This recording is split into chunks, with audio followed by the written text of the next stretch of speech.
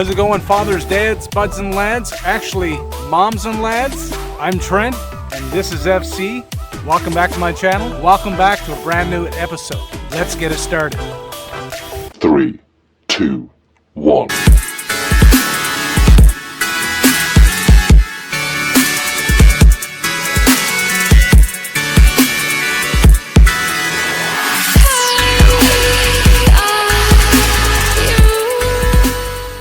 I'm here in beautiful London, Ontario, and I'm down at the Thames River doing some fishing. Got my Abu Garcia bait caster, a little chatterbait on there. I'm gonna see what we can try to get. But as you know, we've been doing a series here on the channel called Life Lessons Kids Can Learn from Fishing. This is lesson number 2, loss. In the last video, we talked about patience. And this week, the lesson on loss goes hand in hand with patience. Why? Because patience is a concept of loss. If you guys haven't watched my last video on patience, there's a link in the description below and you can click on it and watch that before you continue watching this one. So guys, let's talk about loss.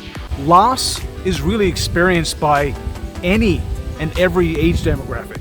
Whether you're 2 or you're 102 and anywhere in between, loss is a very common experience in life. I mean, we both know we all experience loss in so many different ways and in so many different forms. But today, this is life lesson number 2 and how life lessons like this can teach kids by way of fishing. So this year, around the end of June until the first week of July, our family, along with my sister's family and friends of ours, went to Talon Lake, which is northern Ontario. We spent a couple weeks there, just holidaying, camping, fishing, and just having a good time of family fun. So this one particular day, myself, my brother-in-law Matt, and our good friend Sean decided to go out on the pontoon boat fishing for, I don't know, whatever we can find, but primarily bass. After we drove the boat, I don't know, about a couple of kilometers, we decided to bring it to a stop, throw down the anchor, and fish off one of the points that was maybe about 20 to 30 feet out from us. So I'm in the back of the pontoon boat, and I'm rigging my rod. And as I'm rigging my rod, I hear Sean, a friend of ours, kind of yell, "I got one on." So of course, you don't want to miss out on the action. I jumped to my feet. I hurried to the front of the boat where he's fishing, and lo and behold, he has this bass on, which we predict and we think was maybe over 5 pounds. So Sean, of course, he buckles down and he's reeling this fish in, and he's using finesse and strategy, and the fish is so close to the boat. And at this particular time, I mean, Sean's excited, we're all excited, you know, the blood is pumping, the adrenaline is flowing. We're just excited to get this fish in the boat for a picture.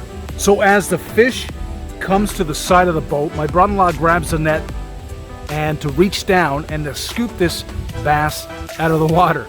And as he does, the fish snaps the line and the fish gets away. And I cannot begin to tell you how disappointed and frustrated Sean was. Oh, you can certainly tell it in his face and in his voice. I mean, the whole day we reminisced and talked about the fish that was lost, and it was very difficult. It's very difficult to come to the realization that you lost something that you're hunting or that you're hoping for. And here's how patience and loss go hand in hand. You won't always walk away with a tangible reward for fishing. No matter how patient you are, the reality is sometimes you just lose the big one. Whether it's practicing catch and release or just not having any luck while on the water, kids, or our kids, will at times have to walk away empty-handed. That is just the straight up facts. Just like with my good buddy Sean. These experiences will teach children, teach our kids how to accept loss and move forward and keep trying. Let's have a few more flicks. We got a visitor on the beach, so if you hear anybody talking or yelling or screaming, that's just the company next to me.